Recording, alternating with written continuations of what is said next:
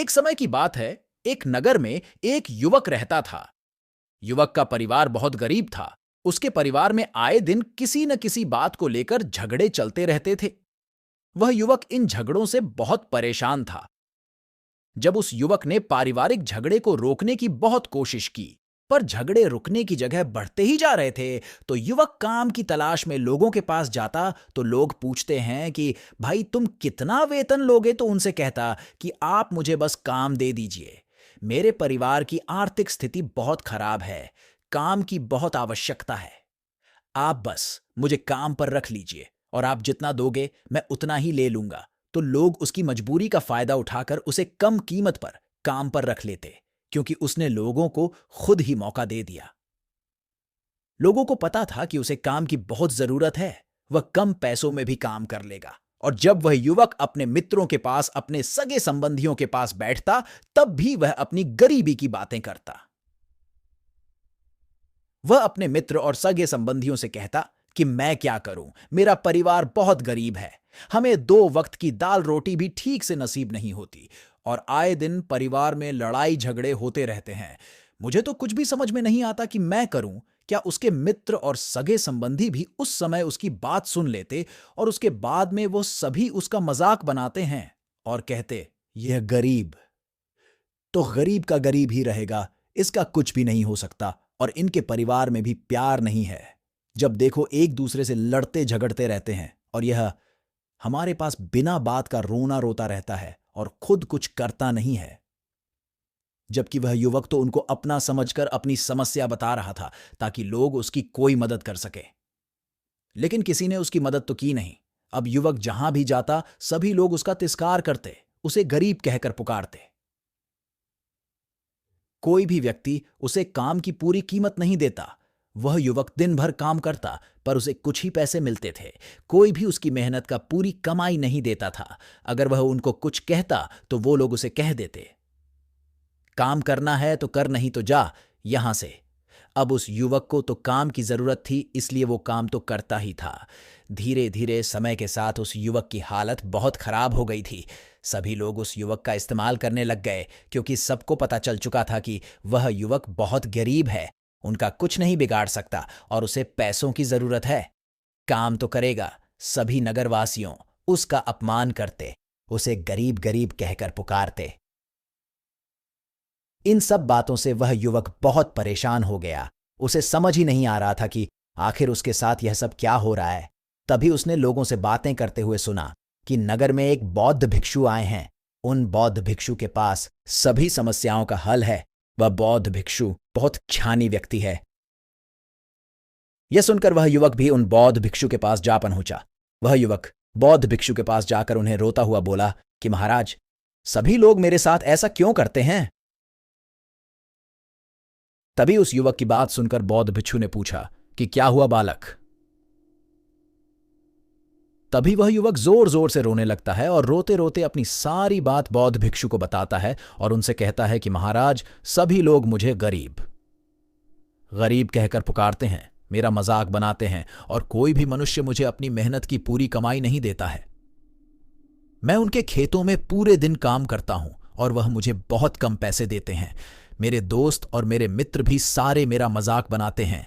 वह बौद्ध भिक्षु उस युवक की सारी बातें बड़े ध्यान से सुनते हैं और उसे पूछते हैं कि सभी नगरवासियों को इस बात का कैसे पता चला कि तुम बहुत गरीब हो और लोग तुम्हें पूरे दिन काम करने के बाद भी इतना कम वेतन क्यों देते हैं। बौद्ध भिक्षु की बात सुनकर युवक बोला कि दरअसल महाराज, मैंने ही नगर वासियों से हमदर्दी पाने के लिए उनसे कहा था कि मैं बहुत गरीब हूं, मुझे आप काम पर रख लीजिए, जो आप दोगे मैं ले लूंगा। यह सुनकर वह बौद्ध भिक्षु बोले, इसमें लोगों की क्या गलती है। अगर नगरवासी तुम्हारा मजाक बनाते हैं, तुम्हें कम वेतन देते हैं, तो इसमें तुम्हारी गलती है। तुम ही ने उन लोगों को बढ़ावा दिया है। तुम्हें कुछ बातें सिर्फ अपने तक ही सीमित रखनी चाहिए थी, लेकिन तुमने तो वह बातें सबको बता दी। बौद्ध भिक्षु की बात सुनकर वह युवक उनके पैरों में गिर गया और उनसे बोलने लगा कि महाराज, मैं अब क्या करूं, आप मेरी इस परेशानी को दूर करो। युवक की बात सुनकर बौद्ध भिक्षु बोले, देखो, अब जो हो गया उसे तो वापस नहीं लाया जा सकता है, लेकिन आज मैं तुम्हें ऐसी 7 बातें बताऊंगा जो तुम्हें कभी भी किसी को नहीं बतानी है, सिर्फ अपने तक ही सीमित रखनी है। चाहे फिर वह तुम्हारा मित्र ही क्यों ना हो या फिर कोई सगा संबंधी ही क्यों ना हो, तुम्हें यह बातें किसी को नहीं बतानी है। बौद्ध भिक्षु की बात सुनकर वह युवक बद्ध ही प्रशंसा से बोला कि बताइए महाराज, वह कौन सी बातें हैं जिन्हें हमें किसी को नहीं बताना चाहिए। फिर बौद्ध भिक्षु ने युवक से कहा कि जो तुम्हें पहली बात किसी को नहीं बतानी चाहिए। पहला, अपने जीवन का लक्ष्य, तुम्हारे जीवन का सपना। हम क्या करते हैं, हम अपने सपने को सभी को बता देते हैं कि मैं यह करूंगा, मैं बड़ा होकर यह बनना चाहता हूं। हमें ऐसा लगता है कि लोग सुनकर बहुत प्रसन्न होंगे कि मैं कितना बड़ा आदमी बनना चाहता हूं, लोग मेरी प्रशंसा करेंगे, लेकिन ऐसा होता नहीं है। जब हम अपने सपने को लोगों को बता देते हैं तो हमारे मन में संतुष्टि का भाव जाता है। हम मन ही मन बहुत खुश होते हैं, जिससे हम अपने सपने के प्रति वो जुनून नहीं रख पाते हैं जो पहले था। जब हम अपने सपने लोगों को बता देते हैं तो उनकी उम्मीदें हमसे बढ़ जाती है। वह हमारे ऊपर और भी ज्यादा ध्यान देने लगते हैं, जिससे कभी कभी हम तनाव में भी आ जाते हैं। और फिर यही तनाव हमारे जीवन में असंतुलन पैदा करता है और फिर हम अपने सपने से, अपने लक्ष्य से भटक जाते हैं। जब हम अपने सपने किसी को बताते हैं तो आपको कुछ लोग तो प्रेरणा देंगे, जिससे आपको आगे बढ़ने में हिम्मत मिलेगी, लेकिन बहुत से लोग ऐसे हैं जो आपको प्रेरित नहीं करेंगे, आपको डिमोटिवेट करेंगे, जिससे आप आपके लक्ष्य से भटक सकते हो। इसीलिए जो भी आपका सपना है उसे पूरा करो, उसके बाद ही लोगों को बताओ। अगर पहले बता दोगे तो लोग रुकावटें पैदा कर देंगे, और सपने को अगर चुपचाप तुमने पूरा किया तो लोगों को स्वतः ही पता चल जाएगा कि तुमने कौन सा सपना हासिल किया है। इसीलिए कभी भी किसी को अपना सपना मत बताओ, अपना लक्ष्य मत बताओ। फिर बौद्ध भिक्षु ने युवक से कहा कि दूसरी बात जो तुमने किसी को नहीं बतानी है, हमारी समस्याएं, हमारी परेशानियां। हम क्या करते हैं, जैसे हमें कोई समस्या होती है, कोई परेशानी आती है, तो हम तुरंत लोगों के पास उसके समाधान के लिए पहुंच जाते हैं, उन्हें अपना दुखड़ा सुनाने लगते हैं। लेकिन दूसरे लोगों को अपनी परेशानी बताने का मतलब है स्वयं के लिए एक और परेशानी खड़ी करना। क्योंकि जब हम किसी से अपनी परेशानी बताते हैं तब तो हमें बहुत अच्छा महसूस होता है। हमें ऐसे लगता है कि मानो हमारा थोड़ा सा दुख तो चला गया, लेकिन सभी लोग हमारी परेशानियां कम नहीं करते, बल्कि उन्हें और बढ़ा देते हैं और हमारे सामने कई नई परेशानियां खड़ी कर देते हैं।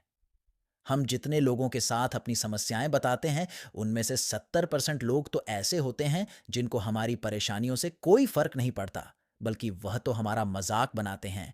और 20% लोगों को यह जानकर खुशी होती है, और 10% ऐसे लोग ही होते हैं कि जिनको थोड़ा बहुत फर्क पड़ सकता है कि हम कितने परेशान हैं। लेकिन फर्क पड़ने का मतलब यह नहीं है कि वह तुम्हारा साथ दे ही देंगे। जब लोग हमारी परेशानियां, हमारी समस्याओं का मजाक बनाते हैं तो हमें बहुत बड़ा दुख होता है। इसीलिए हमें कभी भी अपनी परेशानियां किसी को नहीं बतानी चाहिए, स्वयं ही उनका हल खोजना चाहिए। क्योंकि हमें हमसे बेहतर कोई नहीं जानता, और हम खुद ही बिना किसी की मदद से हर परेशानी से बाहर निकल सकते हैं। फिर बौद्ध भिक्षु युवक को तीसरी बात बताते हुए कहते हैं कि हमें कभी भी अपने परिवार की समस्याएं किसी को नहीं बतानी चाहिए। हम सभी के घर परिवार में कोई ना कोई समस्या जरूर होती है। जहां सब लोग एक साथ रहते हैं तो कहाँ सुनी भी हो जाती है। हमारी परिवार के साथ हमारे संबंध अच्छे हों या बुरे हों, हमें किसी को भी नहीं बताना चाहिए। जब हम दूसरों को इसके बारे में बताते हैं तो लोग मजे लेकर तुम्हारी बातें सुनते हैं। उन्हें कोई फर्क नहीं पड़ता कि तुम किस परेशानी में हो, बल्कि वह लोग तो उन कमजोरियों का फायदा उठाने की कोशिश करेंगे। तुम्हें तुम्हारे परिवार की समस्याओं को आपस में ही अपने परिवार वालों से बात करके सुलझा लेनी चाहिए, तो तुम्हें दूसरे लोगों को बताने की जरूरत ही नहीं पड़ेगी। और जब हम अपने और अपने परिवार की समस्याएं लोगों को बताते हैं तो लोग हमें कमजोर समझने लगते हैं, हमारे बारे में सोचने लगते हैं कि यह तो कुछ नहीं कर पाएगा, ये अपने परिवार को नहीं संभाल सकता, इतनी छोटी छोटी बातों पर ही परेशान हो रहा है। तो ये आगे चलकर जीवन में बड़ी बड़ी समस्याओं का सामना कैसे करेगा। हम तो लोगों को अपने परिवार की समस्याएं ये सोचकर बताते हैं ताकि वह हमारी मदद कर सके। लेकिन यह दुनिया बहुत मतलबी है। इस दुनिया में कोई आपका खास नहीं है। लोग हमारी बातें मजे ले लेकर सुनते हैं और हमारे सामने तो झूठी हमदर्दी दिखाते हैं, और फिर हमारी पीठ पीछे जो बातें हम उन्हें बताते हैं उन्हें अच्छे से नमक मिर्च लगाकर चारों तरफ फैला देते हैं, जिससे उन लोगों का तो कुछ नहीं बिगड़ता, पर तुम्हारे परिवार की इज्जत मिट्टी में मिल जाती है। लोग तुम्हारे परिवार के बारे में तरह तरह की बातें बनाने लगते हैं। एक बात की 100 बात करने लगते हैं।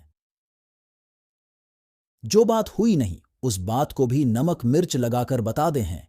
इस दुनिया में घाव पर मरहम लगाने वाले तो कम है और नमक छिड़कने वाले बहुत ज्यादा है। इसलिए कभी भी किसी को अपने परिवार की स्थितियों के बारे में नहीं बताना चाहिए। अपनी संपत्ति किसी को मत बताना। फिर बौद्ध भिक्षु ने उस युवक को चौथी बात बताते हुए कहा कि तुम लोगों के सामने इस बात को कभी मत बताना कि तुम किन चीजों के मालिक हो या फिर तुम्हारे पास क्या क्या है। तुम तो लोगों को ऐसे ही अपने बारे में बताते हो कि तुम्हारे पास इतने बंगले हैं, इतनी गाड़ी है, इतना धन है, ताकि लोगों को पता चल सके। लेकिन तुम यह सोचकर उन्हें नहीं बता रहे हो कि तुम उन्हें नीचे दिखाने की कोशिश कर रहे हो। लेकिन लोग तुम्हारी बातों का गलत मतलब निकाल सकते हैं। वह सोच सकते हैं कि तुम उन्हें नीचा दिखाने के लिए यह सब बातें कर रहे हो, और फिर वह तुमसे नफरत करने लगेंगे। उस समय तो वह कुछ नहीं बोलेंगे, लेकिन अंदर ही अंदर वह तुमसे नफरत करने लग जाएंगे और तुमसे दूर होने लग जाएंगे। तुम्हें गिराने की कोशिश करेंगे। और हो सकता है कि तुम्हारी बातें सुनकर तुम्हारे पास इतना धन है, यह जानकर कुछ लोग तुम्हारे से झूठे रिश्ते बना ले तुमसे अपना मतलब भी निकलवा सकते हैं। इस दुनिया में ऐसे बहुत से मतलबी लोग हैं जो लोगों से बस धन पाने की चाहत में रिश्ता जोड़ते हैं। इसीलिए तुम्हें अपना धन किसी को नहीं बताना चाहिए। समय के खेल का किसी को पता नहीं। आज अच्छा है तो जरूरी नहीं कल भी अच्छा हो।